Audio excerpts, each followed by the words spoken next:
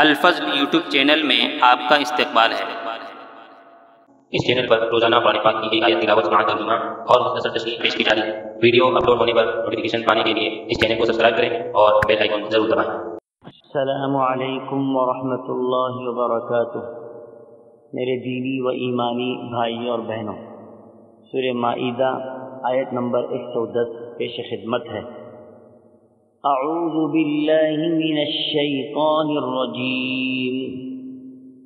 اذ قال اللہ یا عیسی ابن مریم اذکر نعمتی علیک وعلی والدتک اذ ایدتک بروح القدس تکلم الناس فی المہد وکہلا وَإِذْ عَلَّمْتُكَ الْكِتَابَ وَالْحِكْمَةَ وَالتَّوْرَاةَ وَالْإِنْجِيلَ وَإِذْ تَخْلُقُ مِنَ الطِّينِ كَهَيْئَةِ الطَّيْرِ بِإِذْنِي فَتَنفُخُ فِيهَا فَتَكُونُ طَيْرًا بِإِذْنِي وَتُبْرِئُ الْأَكْمَهَ وَالْأَبْرَصَ بِإِذْنِي وَإِذْ تُخْرِجُ الْمَوْتَى بِإِذْنِي وَإِذْ كَفَفْتُ بَنِي إِسْرَائِيلَ عَنْكَ إِذْ جِئْتَهُمْ بِالْبَيِّنَاتِ فَقَالَ الَّذِينَ كَفَرُوا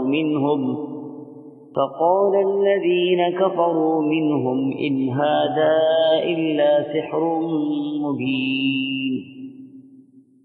جبکہ اللہ تعالیٰ ارشاد فرمائے گا کہ اے عیسیٰ بن مریم، میرا انعام یاد کرو جو تم پر اور تمہاری والدہ پر ہوا ہے۔ جب میں نے تم کو روح القدس سے تائید دی، تم لوگوں سے کلام کرتے تھے، گود میں بھی اور بڑی عمر میں بھی، اور جبکہ میں نے تم کو کتاب اور حکمت کی باتیں اور تورات اور انجیل کی تعلیم دی، اور جبکہ تم میرے حکم سے گارے سے ایک شکل بناتے تھے جیسے پرندے کی شکل ہوتی ہے، پھر تم اس کے اندر پھونک مار دیتے تھے جس سے وہ پرند بن جاتا تھا میرے حکم سے، اور تم اچھا کر دیتے تھے مادرزاد اندھے کو اور کوڑی کو میرے حکم سے، اور جبکہ تم مردوں کو نکال کر کھڑا کر لیتے تھے میرے حکم سے، اور جبکہ میں نے بنی اسرائیل کو تم سے باز رکھا جب تم ان کے پاس دلیلیں لے کر آئے تھے، پھر ان میں جو کافر تھے انہوں نے کہا تھا کہ بجز کھلے جادو کے یا اور کچھ بھی نہیں۔ حضرات، دنیا کے اندر جتنے بھی انبیاء علیہم السلام آئے، تقریباً ہر نبی کی کچھ نہ کچھ خصوصیت رہی ہے۔ بعض انبیاء کی بہت ساری خصوصیات رہی ہیں جو مشہور بھی رہیں۔ اب اس آیت میں حضرت عیسیٰ علیہ السلام کی چند خصوصیات کا تذکرہ ہے۔ حضرات، کل قیامت کے دن اللہ تبارک و تعالیٰ جب بندوں سے سوال کریں گے، اس وقت ان سے یہ بھی سوالات ہوں گے کہ تم پر میری طرف سے یہ نعمتیں اور احسانات تھے، ان احسانات کی تم نے کہاں تک قدر کی؟ اب یہ سوالات نہ صرف عام لوگوں سے بلکہ حضرات انبیاء علیہم السلام سے بھی ہوں گے۔ اللہ تبارک و تعالی حضرت عیسیٰ علیہ السلام سے خطاب کر کے کل قیامت کے دن ان پر کیے گئے انعامات و احسانات کو یاد دلاتے ہوئے ارشاد فرمائیں گے کہ اے عیسیٰ، ان نعمتوں کو یاد کرو جو ہم نے تم پر اور تمہاری والدہ پر کی تھی۔ ایک یہ کہ اے عیسیٰ، ہم نے آپ کو بغیر باپ کے پیدا کیا اور اپنی کمال قدرت کا نشان تمہیں بنایا، پھر آپ کی والدہ پر احسان کیا۔ اے عیسیٰ، جب آپ پیدا ہوئے تو لوگوں نے آپ کی والدہ حضرت مریم علیہ السلام پر تہمت لگائی۔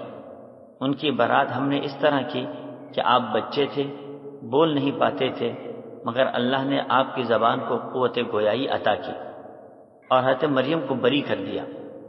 یہ پاک دامنی کی شہادت اللہ نے اپنی قدرت سے دلوائی، اور گہوارے ہی میں آپ نے اپنی عبودیت کو ظاہر کر دیا اور خدا ہونے کی نفی کی، جبکہ آپ کے متبعین میں سے بعض لوگوں نے آپ کو خدا کا درجہ دے کر کفر و شرک کے اندر مبتلا ہو گئے۔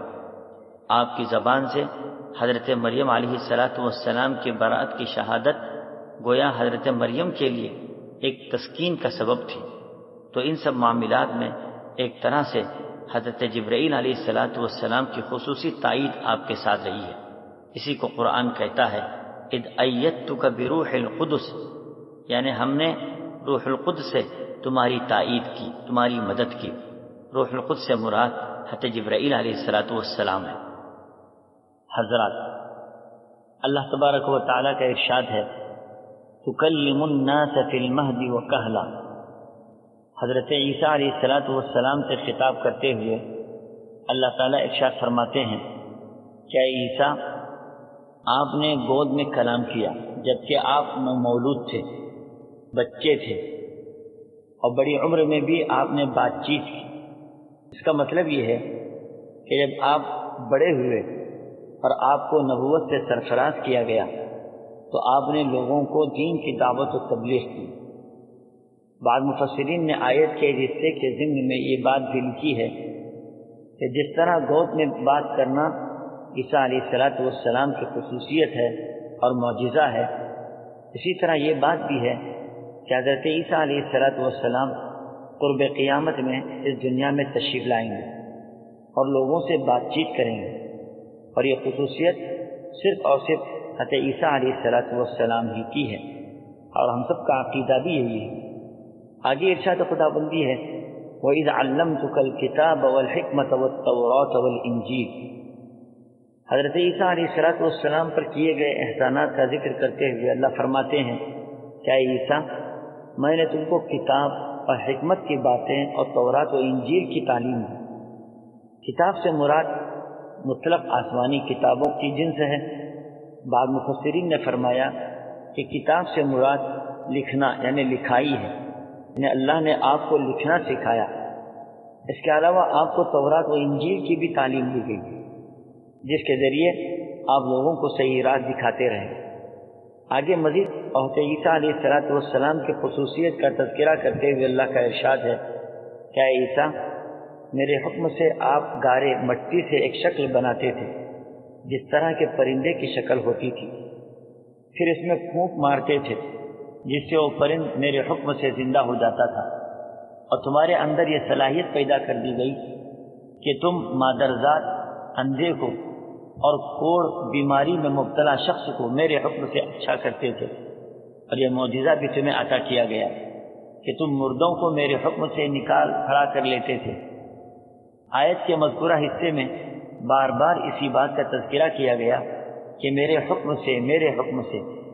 اس سے اس بات کی طرف اشارہ ہے کہ کوئی شخص اس بات کا تصور نہ کریں کہ حضرت عیسیٰ علیہ السلام خدائی صفات یا اختیارات کے حامل ہیں، نعوذ باللہ۔ حضرت عیسیٰ علیہ السلام تو صرف اللہ کے بندے اور اس کے بھیجے گئے رسول تھے۔ ان کے ہاتھ سے جو چیزیں ظاہر ہو رہی ہیں وہ اللہ ہی کے حکم سے صادر ہو رہی ہیں، اس میں ان کا کوئی اختیار یا کمال نہیں ہے۔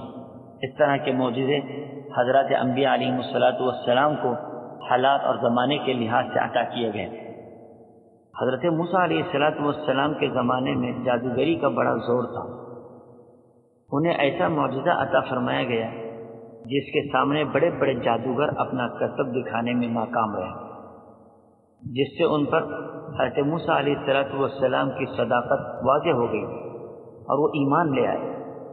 حضرت عیسیٰ علیہ السلام کے زمانے میں طب کا بڑا چرچا تھا، چنانچہ انہیں مردے کو زندہ کر دینے، مادرزاد اندھے اور کوڑی کو اچھا کر دینے کا معجزہ عطا فرمایا گیا، جو کوئی بھی بڑے سے بڑا طبیب اپنے فن کے ذریعے سے اس چیز کو کرنے پر قادر نہیں تھا۔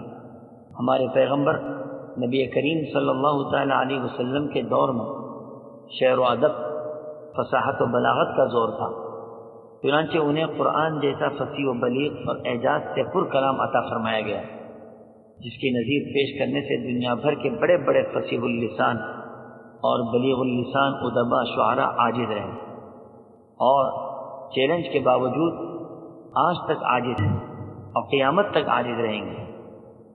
یہ تھی مختصر انبیاء علیہ السلام کی بعثت کے بعد وقت و حالات کے اعتبار سے انہیں دیے گئے معجزات کی باتیں۔ مذکورہ آیت کے آخری حصے میں اللہ تبارک و تعالیٰ کا ارشاد ہے وَإِذْ كَفَفْتُ بَنِي إِسْرَائِيلَ عَنْكَ إِذْ جِئْتَهُمْ بِالْبَيِّنَاتِ فَقَالَ الَّذِينَ كَفَرُوا مِنْهُمْ إِنْ هَذَا إِلَّا سِحْرٌ مُبِينٌ۔